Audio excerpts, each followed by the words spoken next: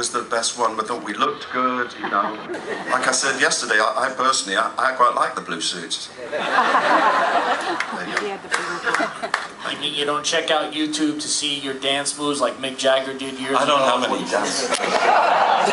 This gentleman right here. I don't have any. Justin, just a great honor. Oh, my pleasure. Thank you. And I'm sure Yeah. with everyone in this room, you and the guys are just number one. My question is, Yeah. you don't have to answer it, but Okay.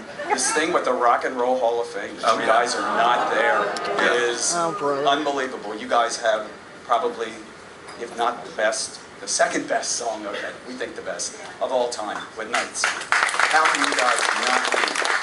You sound like Howard Stern. Did you see somebody sent me that clip of Howard Stern? Well, he is my hero, but you know. Yeah, no, I agree with him, and he's right, because it means so much to American people, and it's the American People's Rock and Roll Hall of Fame, so they should really get to decide, and it doesn't seem to be like that. It seems to be a committee of people who decide.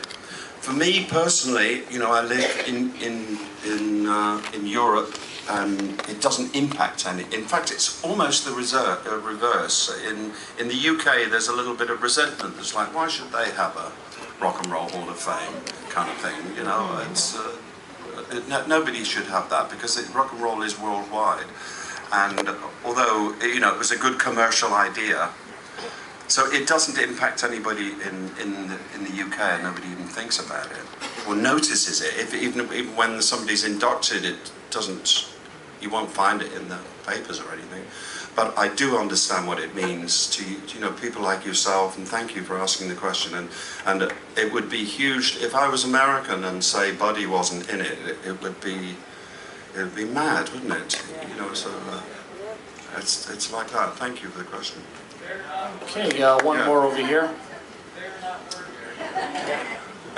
Hi, first of all, thank you very much for your incredible body of work. Yeah.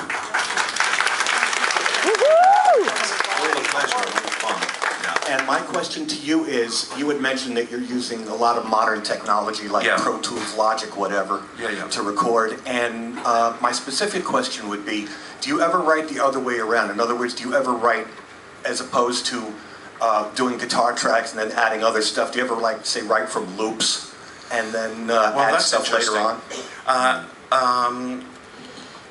Yes, I do, because it was a great day for me when they invented the Lindrum, and that was about 81, and so I was one of the first to have one, and then I got it.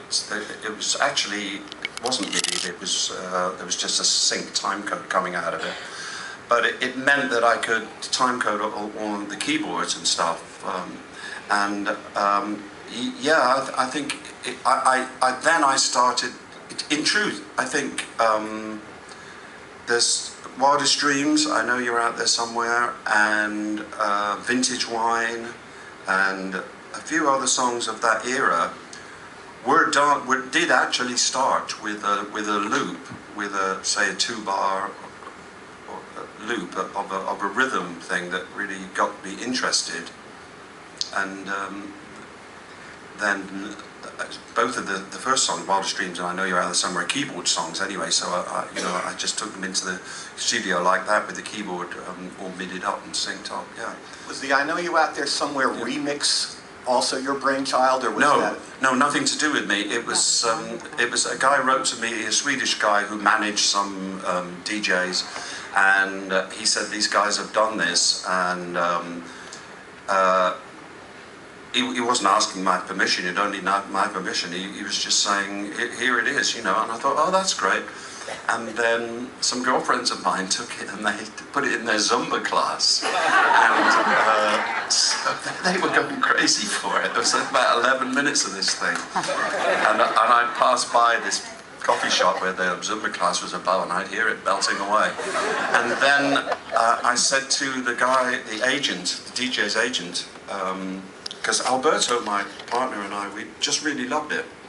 And we would play it at the end of our sessions of the Spirits album and dance around the studio. And then we thought, let's put it on the album, you know, these guys have worked hard. And then a guy from, the same guy wrote to me and he said, and by the way, there's a guy from Ibiza who's got turned on by the other version, and he's doing it as well now. And he wants to sample your voice. Could you try and take your voice off of the thing and a keyboard? He wanted me to play a keyboard part. So actually I just did a section of the voice and I played the keyboards again. He only used like about 2 bars of it. Yeah, but I thought, why not? I enjoyed it, and like I said, a lot of girlfriends, and they loved it too. Thank you. You're not going to put out a line of instructionals